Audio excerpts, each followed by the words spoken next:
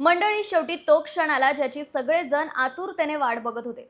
Big boss Marathi season 6 चा grand finale 19 एप्रिलला धूमधडाक्यात पार पडला आणि विजेती ठरली तन्वी कोलते. सगळ्यात तगड्या स्पर्धकांना मागे टाकत तन्वीने ट्रॉफी आपल्या नावावर केली. पण खरी गोष्ट सांगायची तर हा निकाल सगळ्यांनाच पटला का? कारण टॉप 5 मध्ये होती दमदार नावं. राकेश बापट, अनुश्री माने, दीपाली सय्यद आणि विशाल कोटियन. प्रत्येक जण फुल ऑन गेम खेळत होता. पण या सगळ्यात तन्वीने वेगळीच स्ट्रॅटेजी ठेवली आणि गेम खेळत ती थेट ट्रॉफी पर्यंत पोहोचली.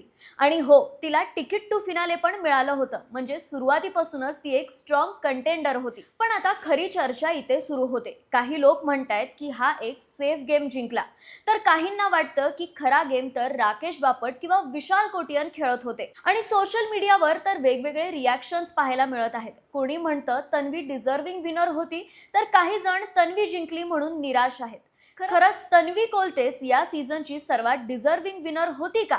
जर तन्वी नाही, तर तुमच्या मते बिग बॉस मराठी सीझन 6 चा खरा विजेता कोण असायला हवा होता? तुमचं मत कमेंटमध्ये नक्की सांगा.